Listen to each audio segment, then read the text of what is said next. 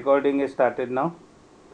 We start with the definition of enclosed space. Now, lots of people have died in the past in enclosed space, and just look at it. Yesterday's news in Tamil Nadu, somewhere in some septic tank, I think few laborers died. Yesterday's news. Now, that is exactly what is the problem is. In spite of having all the precautions, everything, we somehow don't take enough care to follow them. We just nahi hoega, kuch nahi hoega. I know it. I have been doing it for so long and all, and this happens. So let us start now here. Why it is important? So what is enclosed space? Now, after so many accidents, finally IMO decided let us take a very strict action against it. So in 1988, this reference number, no, this 1988, it comes from there actually. They decided let us pass resolution, whatever resolution they passed, but they have insisted that enclosed spaces or dangerous spaces must be treated with lot of respect than what was done. What is enclosed space? This definition you have to know for a couple of reasons. One is a good question, like 2 marks and all, and more importantly, it is a typical interview question. What is an enclosed space? Then you should be has limited opening for entry and exit. So the limited openings.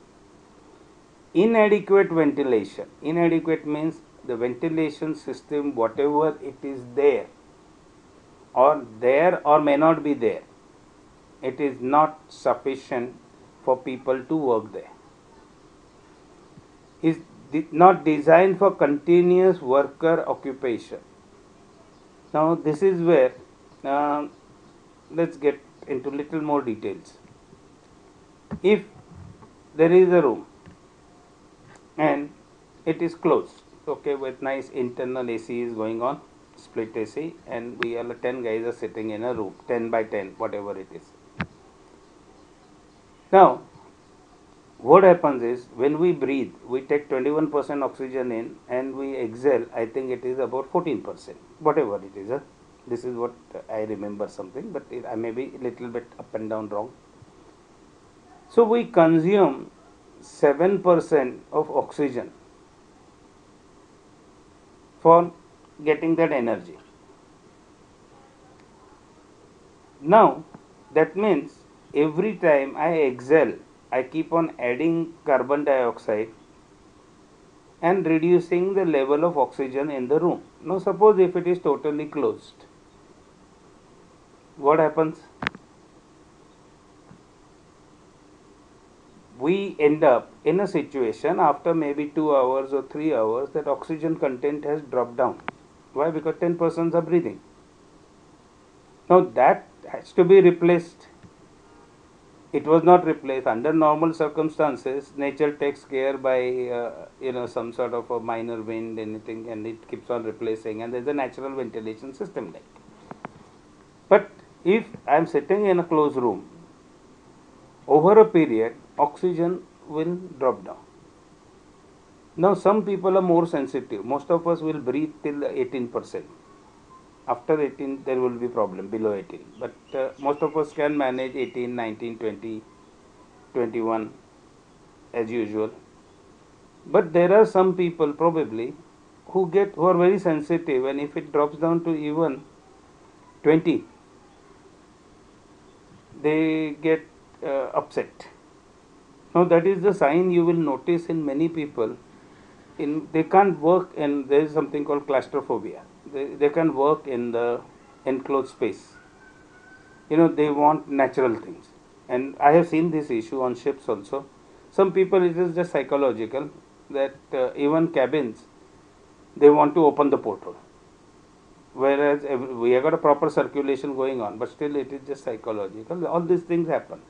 But continuous worker occupation, this is the point, that you use up oxygen and oxygen level will drop, CO2 level will be going up. That is and then there is inadequate ventilation. That means this place will become, in spite of the fact at the beginning it was okay. As the time passes, it can become dangerous. But you have to know this definition perfectly, because it's a typical question. If you can give these smart answers, I don't think you will have any issues in getting selected for any company in the world. That is why I have put the questions, whatever questions, because this code of safe working practices, I have added these questions, and they are below the explanation. Okay, so don't read other way around, the question and answer. No, the answer is given first and the question is put afterwards. Okay, the answer is not complete thing what is written, but answer is available in this.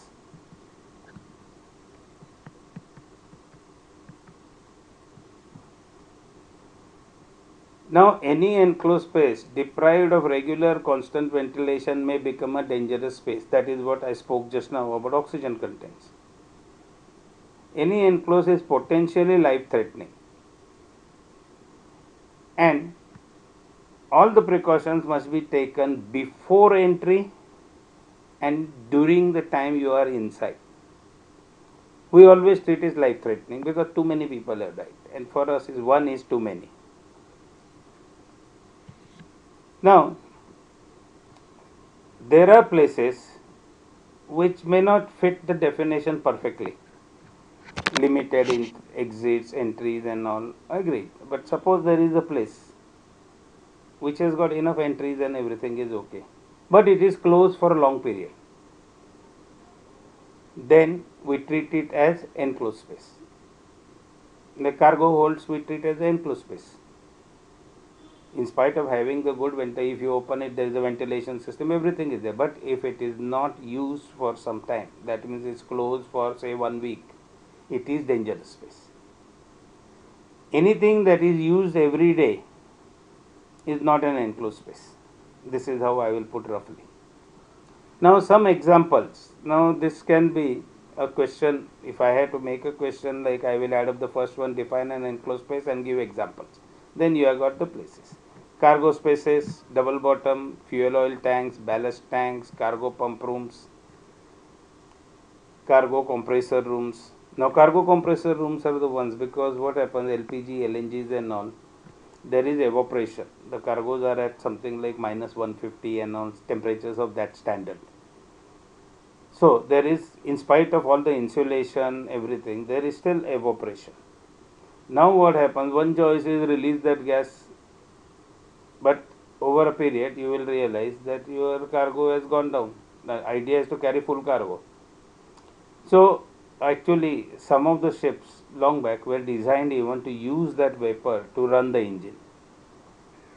Anyway, now what everywhere it is done, there is a compressor, a few compressors actually, who take this vapor from ventilation system which is connected there. They compress it, make it, they liquefy it again, and it is put back in the cargo. So that is where you call it as a cargo compressor rooms. That is where these cargo compressors are kept.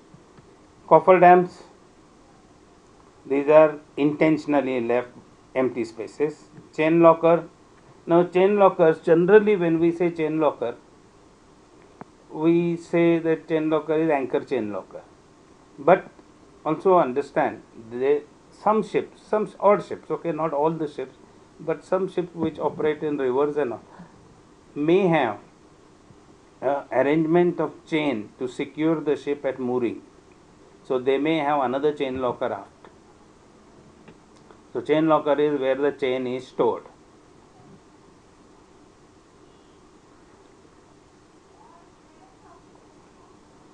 Void spaces.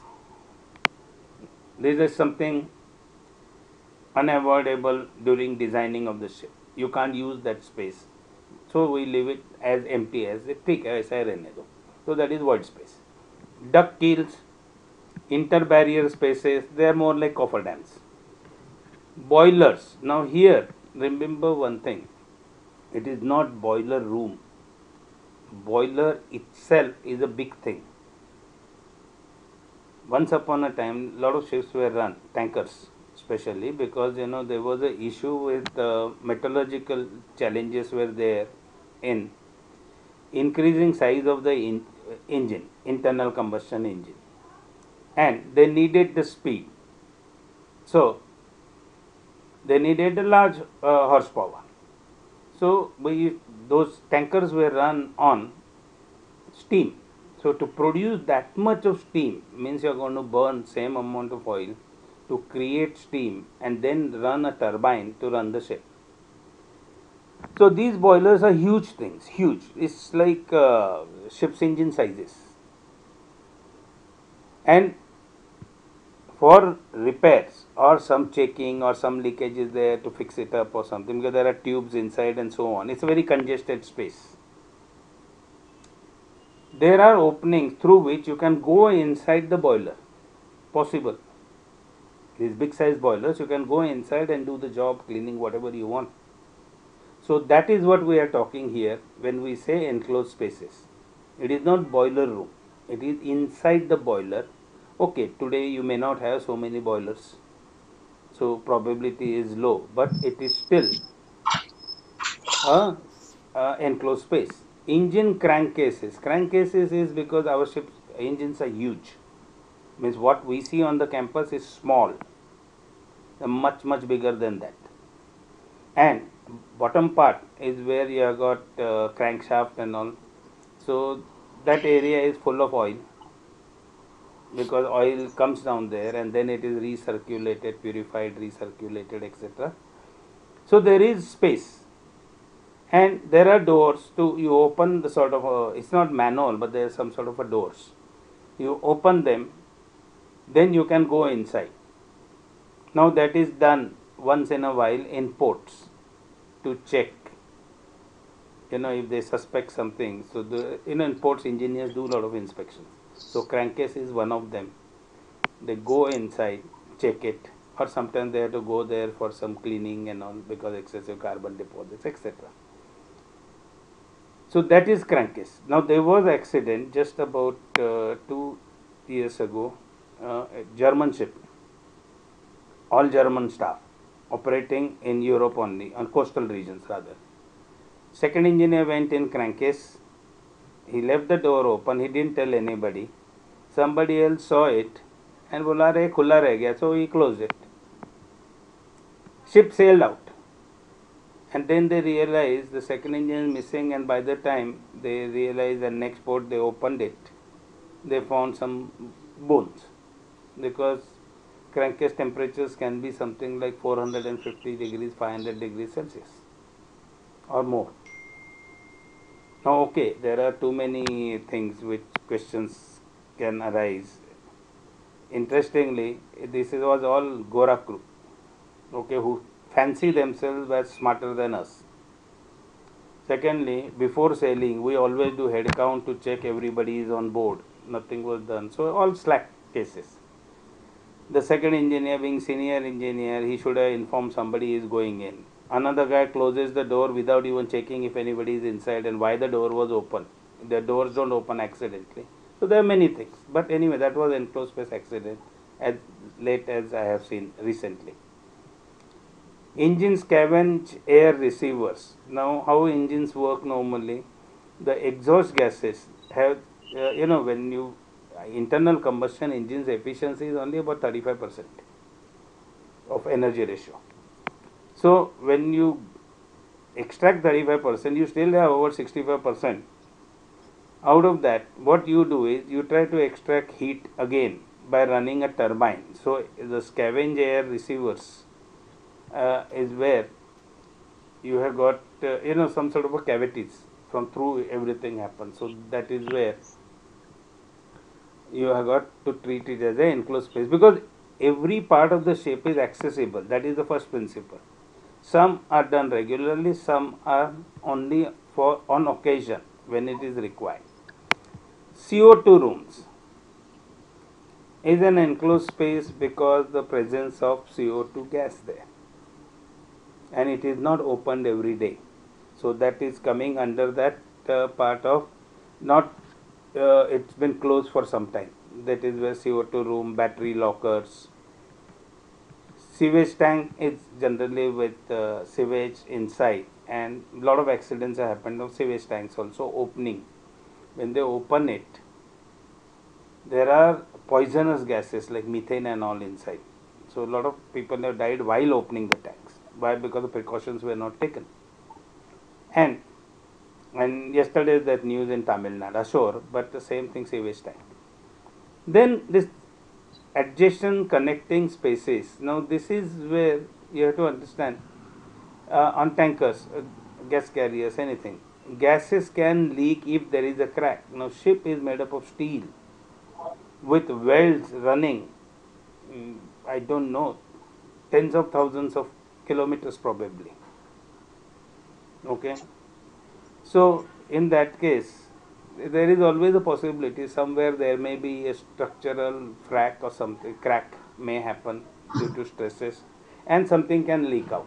That is why we consider adjoining spaces also enclosed spaces.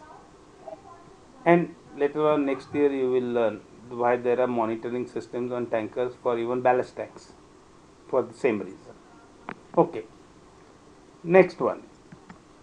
Okay, means I can combine this question with the first one and ask you and give you marks. That is one of the likelihood. Now, what happens is, you know that existence of dangerous spaces on board. They exist.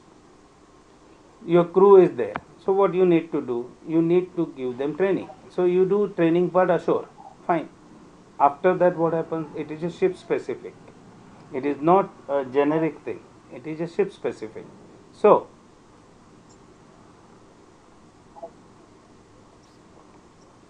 you need to train, familiarize people about the ship, because when you join the ship, in principle, most of the ships are similar, but every ship is different. Unless there are exactly sister ships, one of the rare things, but once you become senior, then you are sent on similar ships again and again because of familiarization issue. Then you are very familiar, it's like home. So first you familiarize people that this is dangerous, and now what happens is, a lot of companies have started actually putting a label, enclosed space, enclosed space. Then you need to give onboard training, how to make entry, how to do it, how to work. See, we have already covered up this onboard training for many things. You know, everything has to be given, everybody has to be given onboard training for use of tools, use of equipment, and similarly about the risks of entry into dangerous spaces on board. Now, that's why the wording here is a dangerous spaces, not enclosed spaces, because there can be other dangerous spaces for different reasons. So the training is about avoiding injuries. That is what training. Now, what training will include? Identification of hazards with enclosed spaces, knowledge of the procedure for assessment of that place. Unless you know what is happening in that place, you will never be assessed hazards involved. Like machinery space, or say compressor room, cargo compressor room. So unless you know what is happening inside, how will you say that what can go wrong? Idea of assessment is that what can go wrong, and then what will be the hazard, how it will become life threatening, and that's so on. Knowledge of procedure for safe entry means there are procedures. Believe me, when you go on a ship, you will see there is one thick book where everything is listed. All the procedures of work are listed. Critical, hazardous, वो सब पूरा होता है. And you follow those procedures because those are ship specific. You know, during my time, we converted to ships to this safety management systems and all. So we went through, we had to prepare all this. You know, it's a quite, I will say, it is boring type of job. Then the guy ashore, safety director, prepared generic one. Then it was sent on all the ships. Then every ship checked out the procedure, made the corrections, and then they made their own manuals. Then, okay. So these procedures for safe entry. Recognition of signs of adverse health effect caused by exposure to hazard during entry. Now this is what happens is, this is means You work in a team. You never go alone in enclosed space or dangerous space. You never go alone. You always have a partner. Now what happens is we are working together, and some people are more sensitive to things. Somebody says, I'm not feeling comfortable. Now, oh, you're not feeling, what is it? And typical seafarers are full of humor. Huh? The way you all talk in the class. It's like, typical one, I'll tell you. If somebody vomits, there will be guys who will say, kya ho gaya, no? And there will be also such smart Alex passing comments, kya pregnant hai kya? This is how it goes. So, you have to be careful you have to recognize these signs. Somebody will show some signs. Your team member shows any signs, you have to watch it. If somebody just says that I am getting headache, okay, headache means something is going wrong, out. Sometimes somebody may, because some gas affects some people faster because of allergic reactions also. Somebody vomits. So don't waste time after that. Get out of the place. Now this is what you have to watch. Or sometimes the petroleum gases also act like drugs. So you find the guy starts behaving as if he's drunk. His movements get little discoordinated or something. This is what you have to watch out, and that is what we are talking about. Then precautions before entering dangerous space. Now this is before. Whenever I ask this question, people mix it up. People mix it up with precautions before entering as well as during your time in a dangerous space. People mix it up. Now that is what you have to avoid here.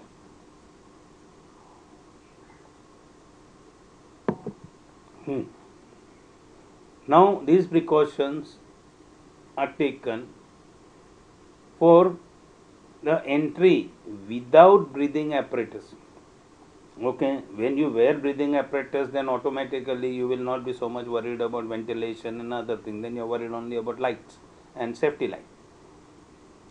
But if you are going in without breathing apparatus, that means ventilation comes in, light, the cleanliness of the space. Of course, cleanliness space will come all the time in. First thing is, competent person should take charge of the job. That is a certified officer. Competent person means a certified officer, so it will be up to third officer or equivalent engineer.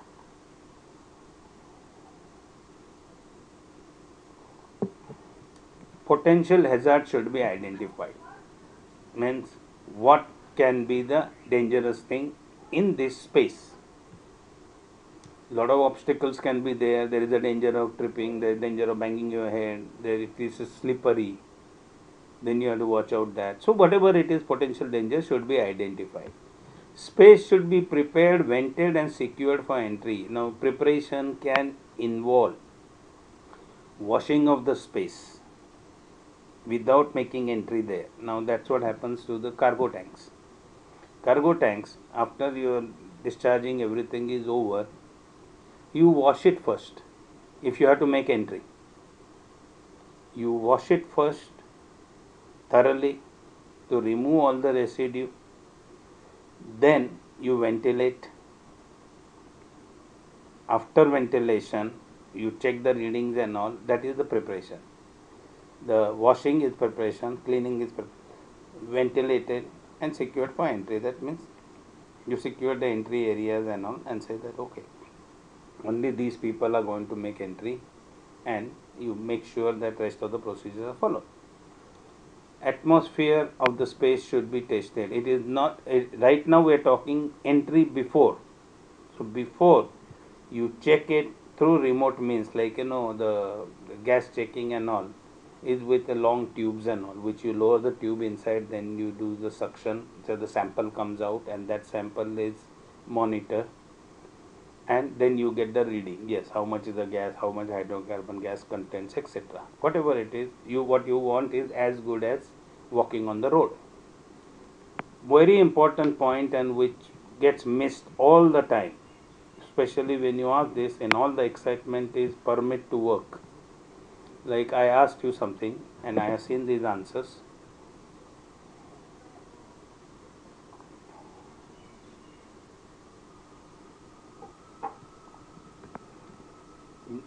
Most of you forgot to mention you need a permit to enter a dangerous space or enclosed space. Then, procedures for preparation and entry should be agreed because it is a teamwork. You cannot have a situation where left hand doesn't know what right hand is doing. So, you will have like toolbox meeting before everybody agrees, yes, I will do this, okay, after that he will do this. Whole thing, everybody has understood what is the job, how are we going to enter, who is going to be first one, who is going to be second one, what precautions we are taking, and etc. So, teamwork means everything must be agreed before you start the job. So, this is what we are talking. Emergency procedures should be in place. Now, this is another point which gets missed very often. Means, we are going to do this job, we agreed on procedures, we'll do this is how we will make entry and all. And emergency procedures means in case things go wrong, what is our emergency procedure? It's not just agreeing on emergency procedure, it is also keeping everything ready so that it can be activated in flash of a moment. Wrong, immediately you start action. This is how it is. Okay, it sounds like a melodrama and all, but it is not like that. We are talking about it as a worst possible scenarios. Life is extremely important. If you don't give oxygen to your brain in 5 minutes, you are finished. The damage is done. So this is why the timings are important, and that is why emergency procedures should be in place. Not when something goes wrong that you are going to start, "Arey kidhar hai, ye kidhar hai, bring that." No. Everything has to be absolutely ready and agreed. Now this question will be before entering. No mixing up anymore. Okay. Safety precautions. Now this is little bit different than this. See, there we agreed on procedures, everything, what precautions should be taken, get the permit, etc., etc. Now we are talking safety precautions, which deal only with safety, not work methods and all. Proper illumination. You can't take anything which can cause spark with you or put it inside unless it is required, like you're going there for gas welding or something or some gas work, then obviously you will carry it. But other than that, you can't be carrying a cigarette lighter there in the pocket unnecessarily. Unnecessary things you don't. Rescue plan should be in place. In case things go wrong, what is our plan? That must be ready. And the most important, resuscitation equipment should be positioned ready for use at the entrance of the space, because if there is a problem inside and it causes, what is the first job, what you must have learned in first aid is give oxygen. That is why you need resuscitation equipment ready. Or the guy comes out, before even his full body has come out, you should be able to start giving oxygen, because those few seconds also can make life and death difference. Okay, I'll tell you, these are the typical things which have come afterwards. I had a batchmate, we sailed together, a very good friend, and he died. He was second officer that time. He went in a tank, cargo tank. They were in port at Anchorage, they were at Anchorage, and he went inside, got gassed out, he was brought out and all. Then they tried to treat him for 6 months in Thailand, nothing happened. His wife brought him back in India. He lived 13 years as a total vegetable state. His food was given with a stomach tube. 13 years he lived. Absolutely, like, you know, just alive for the sake of breathing. Now, this is where I always remember why rescue plans are so important. Ready for use at entrance of the space. That means moment you come out in fresh air, you start immediately. Another person, one of my younger brothers, very close friend, also died in tank. So I have seen these deaths, and that's why I am so serious about it. Risk assessment to identify the rescue equipment is required, but means what rescue equipment you need also, you have to think first. Not just bring everything and just dump it and create a clutter of things. So what we know, if breathing apparatus, every cylinder must be fully charged, including spare cylinders. Everything must be fully charged. Not आधा है वो चल जाएगा. No. Everything must be fully charged. Lifelines and rescue harnesses. These are two things. Lifeline is a rope with a steel core inside, and lifeline can support weight of like 350 kilos. Rescue harness is something what you wear, and it has got something lifting arrangement behind, so if you have got to lift up somebody, it is easier. And we'll come later on little bit about what we are talking while lifting. Torch or a lamp. Now what happens is we always use intrinsically safe torches, means they will not cause any sort of ignition. Hoisting from confined space. Now why this hoisting part comes, always remember we are not working on one level where I open the door, walk straight. No. Enclosed space like cargo hold. How do you enter cargo hold? You will have to enter from the deck, isn't it? So you enter and then you have to go down. Machinery space, same. You will enter from some deck and then you have to go down. Now the space is big. Something happens, somebody collapses and they have to take him out. How will you make him climb up the ladders again? You can't. So rescue harness, you hook up from behind and you hoist him. Now we'll come to that part, okay, hoisting part. Breathing equipment, like what happens, the CABA or SCBA, what we use, is bulky. You know, you have got a cylinder behind and there is a whole thing you are wearing and all. So it is little, it's going to limit your movements, you know, either bank kiya, udhar bank kiya, because the space can be restricted. So there are also other systems, okay, like you wear the mask and you carry a tubing behind you and the air pump is outside. Normally it is manual. It can be anything else, forward driven, but there will be always arrangement for manual one. And it controls the flow of air, how much I need. It will keep on balancing. So that is another system, because if there is a regular work, then you use that type of system. But normally you use this. So this is what must be considered, that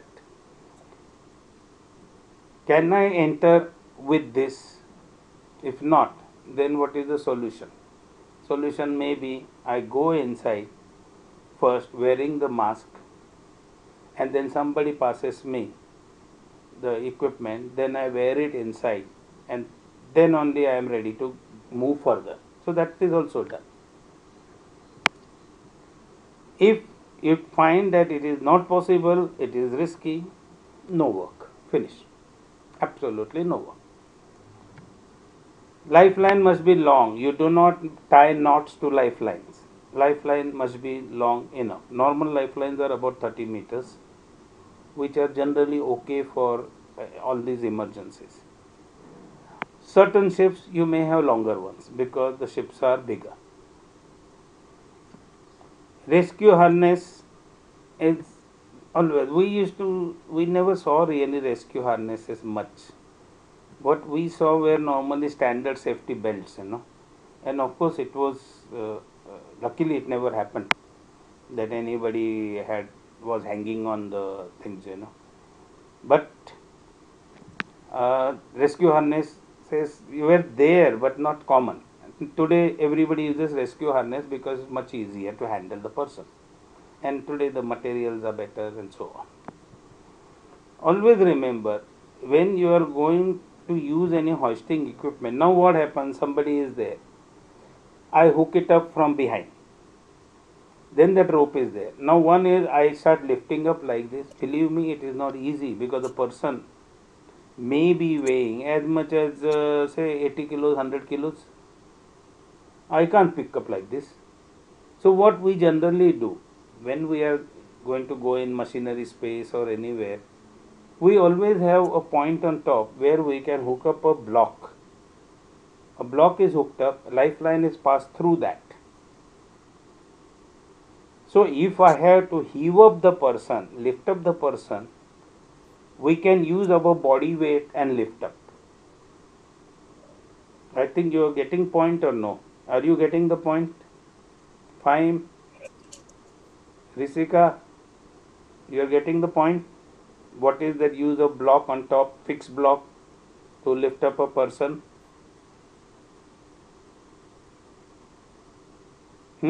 What is it? Fine. Risika, Nisarg.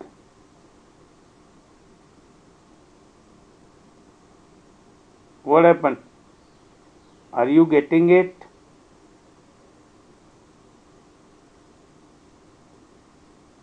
Iskar is okay. So Fahim and Risika have been missing. Fahim is back. Risika is missing. It's like they have put it on and they are all gone to eat breakfast because mummy is shouting there, "Jaldi खा लो, ठंडा हो जाएगा." Okay. Okay. Anyway, it's not that difficult, but you understood it. Fine. Because if you understand, everybody should understand it.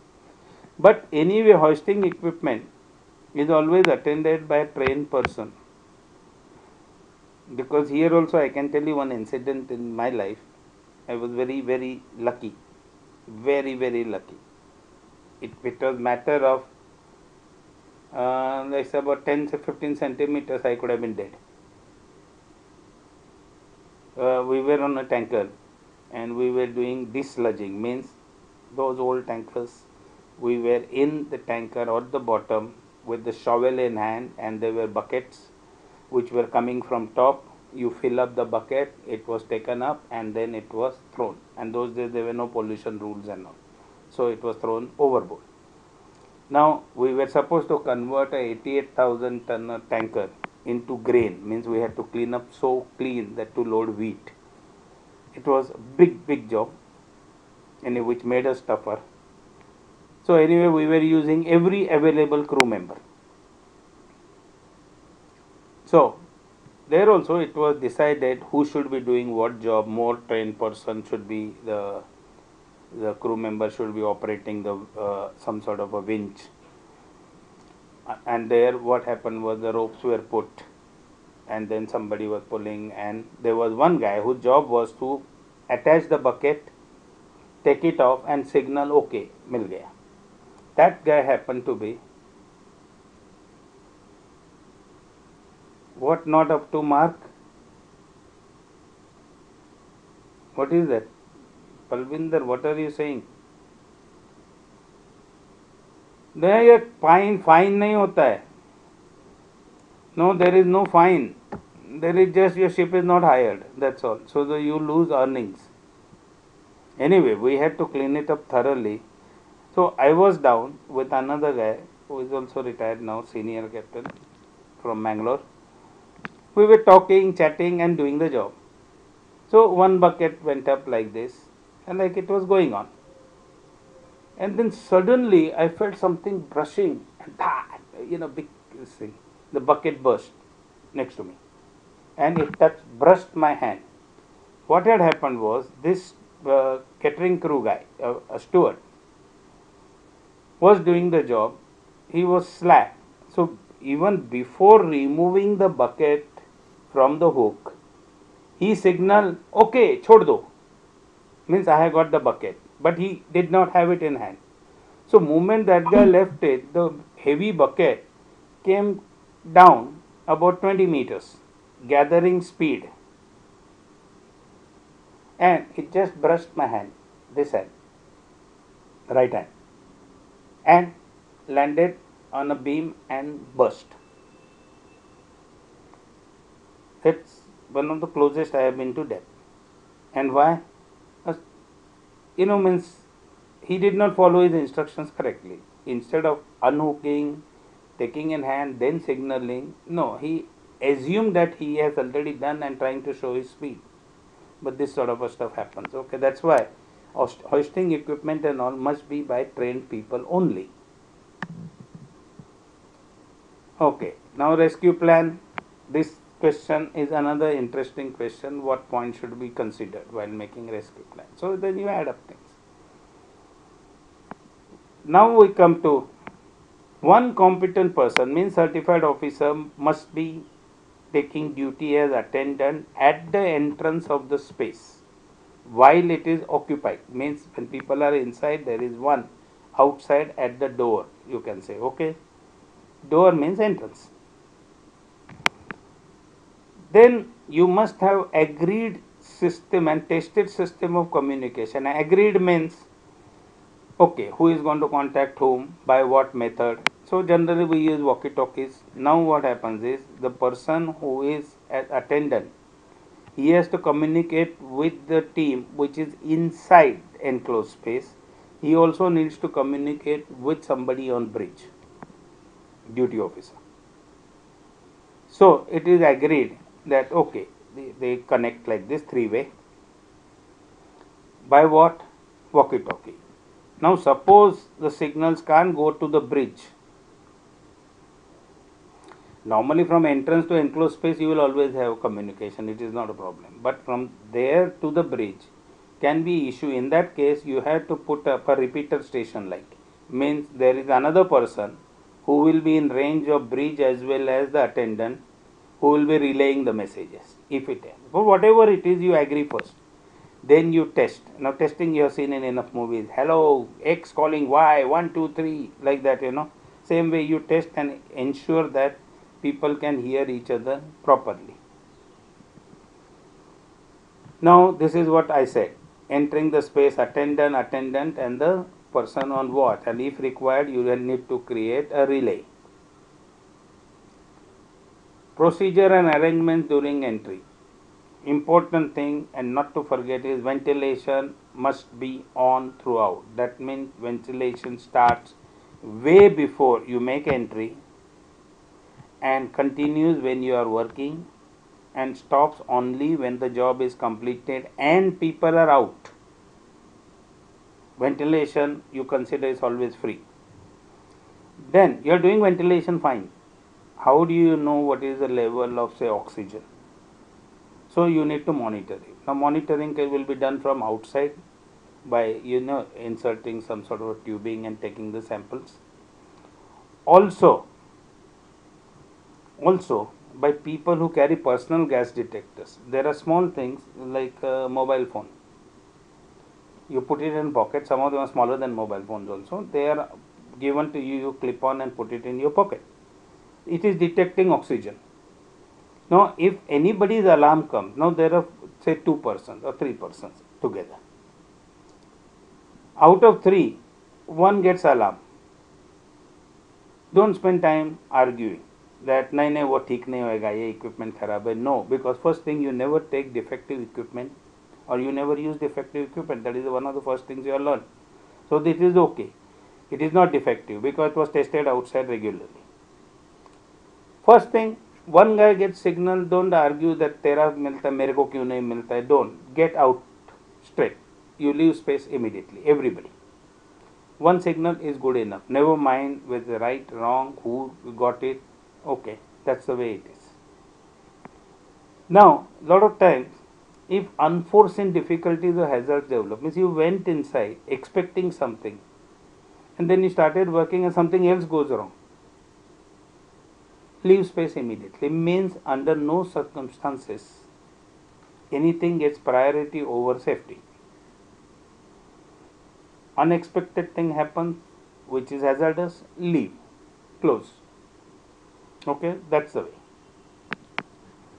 If anybody feels adversely affected, like I feel suddenly, I'm feeling giddy. So there should be a signal, because very often, because the echoes and all in the enclosed space, what you say is not clear. You may get echoes and kya bol raha hai, this is how it happens. What is he saying? Because you may not be next to each other, you may be spaced apart. So there should be signals, and normally what happens, either we use flash the light, or if it's a well illuminated place, then you give hand signal, and otherwise there is also signal on the lifeline that you give 3 tucks, means pull me out immediately. So they start pulling and then you leave the place. So there has to be some prearranged signal to the attendant that something is not right, we want to come out. That's it. In case of emergency, okay, attendant knows there is emergency. He is going to talk to the bridge. Fine. But along with the bridge, he also needs to start emergency alarm, because right now you may have over 5-6 persons there, 7 persons maybe. When you give general alarm, you get full strength there to help in rescue operation. Attendant must never ever enter the space, never mind how bad is emergency. By giving emergency alarm, he gets more people, then somebody else can go in for rescue, but not attendant. Attendant shall not enter the place. If you are getting the air supply through the airline, that tubing, then it must be maintained at correct pressure. Normally there is an arrangement like a bellow in the middle which maintains the correct pressure, so you don't get the pulses and all. You get a uniform supply.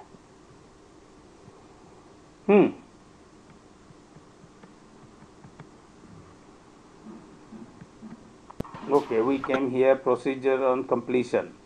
On completion, we leave the place, close the work permit, and entrance should be closed. You don't leave the place open. If it is a manual cover, you put it back, close it. If it is a door, you put it back, close it with whatever locking arrangement or whatever the system. But you don't leave it open, because if it is open, a curious guy may enter it without even realizing. We do get some mad guys on board. So we always close the entrance.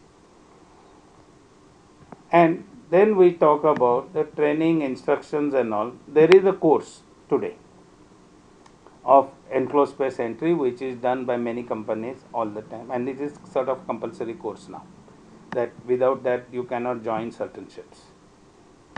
Like it is generic. Then there is compulsory requirement, mandatory requirement of conducting a drill every 3 months of rescue from emergency spaces every 3 months. It is a drill which must be done and recorded. And this course, this dedicated course is there, it should be done, and right now we also do it. Okay, now when it comes to this, we will do it next time. Okay, breathing apparatus and all, because actually I could cover there, but today we lost time. We lost more than 10 minutes before starting, by the time people gathered here. So any doubts?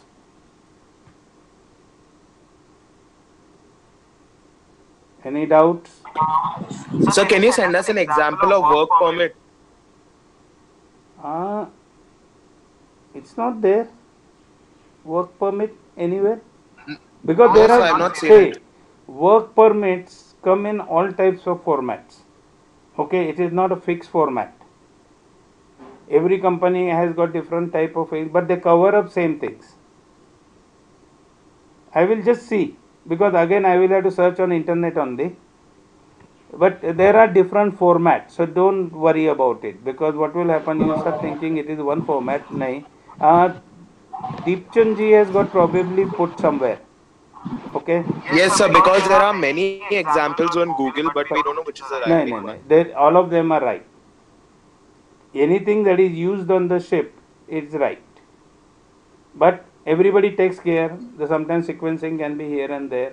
But the important points are work permit is time bound. It expires. It is given only for specific period. That is what you have to remember.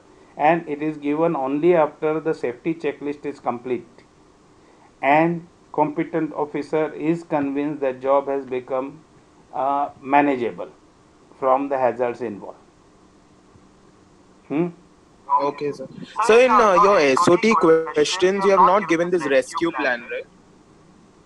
Did I give it or no? Because you see, what happens is, again, this book is for all the way to masters. So whatever questions I have given you, I have thought about normally a cadets level thing, up to second match level. I will say, I will not even say just basic one, but up to second match level. I have not gone to make question on each and everything. If you find, you can always add up a question, because again it is like one man's thinking. So somebody else might think this question is better, that question. So we have to be open for that. Okay, sir. Thank you. Risika, are you back?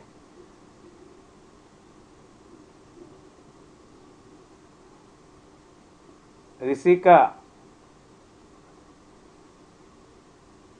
See, everybody learns the tricks. Now, unfortunately, what happened? She joined first, and her name is on top right now. So again, if I look for anybody, I get only these ones. Okay. So I will. No, it is roll number wise, sir. No, no, I am not getting roll number wise. Now you are using microphone, so you have come up. And nobody else is using microphone. Yes, sir. So see, after me will be all roll number wise. No. Okay, even if you say roll number, correct, 44, 46, 48, 49, correct. But then her number is still up, no? Yes, sir. Sir Because time हो गया sir time हो गया, अभी of करता है. I was just curious. सब breakfast खाने को जाते हैं and pretend that they are attending classes. Okay, I will call it a day.